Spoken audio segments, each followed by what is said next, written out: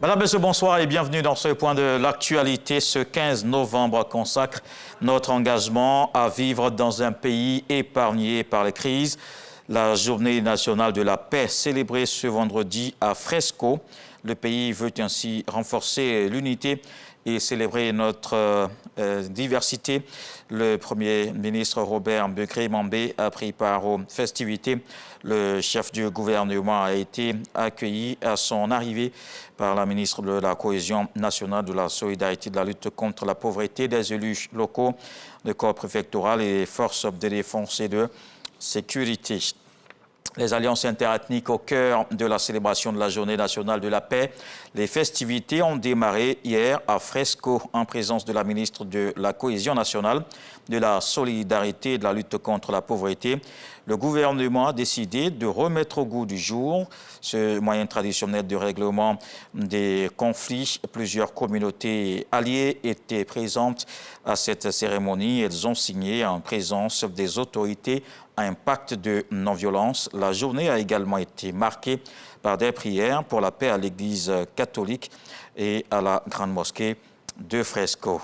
À Abidjan, c'est aussi la même ambiance de cohésion sociale. Les habitants d'un même quartier ou de la commune voisine renforcent aussi les liens de fraternité. La promotion de la paix passe aussi par le sport ou autre activité d'assainissement du cadre de vie. À Adjamé et Cocody, nous voyons dans ce reportage de Didier Nguessan. À Adjamé, quartier Saint-Michel, Rodrigue conduit une délégation de jeunes venus de la commune voisine d'Abobo. Il défie sportivement les riverains autour d'un match de Maracana. Pour la circonstance, Rodrigue, le coach, donne de la voix. Ce match est un prétexte pour la team ivoire d'Abobo de renforcer les liens de fraternité avec les jeunes d'Adjamé à l'occasion de la célébration de la Journée nationale de la paix. Le sport est un facteur de rassemblement. Voilà, donc nous partageons ces moments-là avec les associations sœurs. Nous venons ici, comme aujourd'hui, pour la Journée nationale de la paix.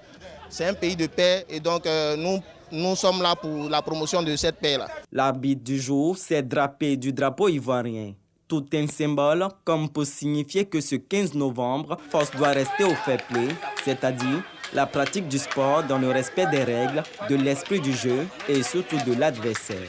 On a dit à Bobo, la guerre. À Adjamé, également, pratiquement même chose, la guerre. Mais aujourd'hui, on met en exergue le volet paix pour dire qu'on s'entend toujours en Côte d'Ivoire et c'est ça qu'il faut. Qu'importe le résultat, le bon voisinage entre jeunes d'Adjamé et d'Abobo aura été renforcé. Autre lieu, même esprit de quiétude. À Cocody Village, le crier public sonne la mobilisation pour la journée de la paix. Ces jeunes, tout de blanc vêtus, rappellent le plumage de la colombe symbolisant la paix. Pour eux, cette valeur chère à la Côte d'Ivoire rime avec assainissement. Comme le père de la nation a si bien dit, il dit la paix, ce n'est pas un mot, mais c'est un comportement. Le comportement de ce jour, c'est de rendre ce village propre. Réunis au sein de l'association Double Faveur, les jeunes de Cocody Village promeuvent le vivre ensemble. De quoi consacrer leur engagement à vivre dans un pays épargné par les crises d'origine humaine comme la guerre et leur unité face à toute adversité d'origine naturelle. Et en sport éliminatoire CAN 2025, la Côte d'Ivoire tombe face à la Zambie.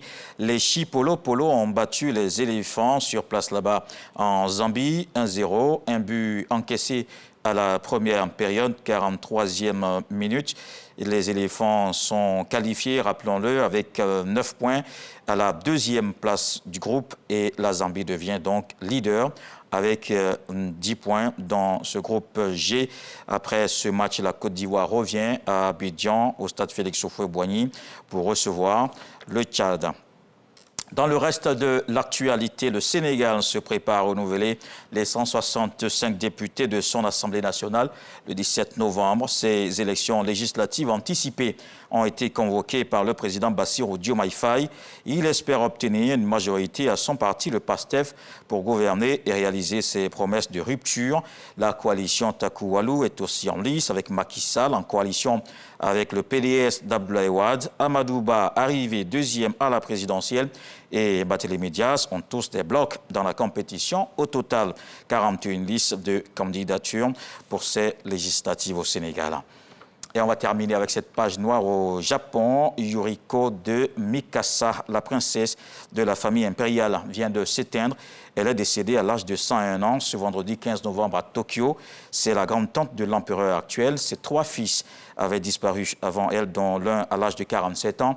Elle avait été hospitalisée en mars dernier à la suite d'un AVC et d'une pneumonie. Elle avait épousé à l'âge de 18 ans le prince Mikasa, plus jeune frère du grand-père de l'actuel empereur Naruhito. On se retrouve donc à 20 h pour la grande édition.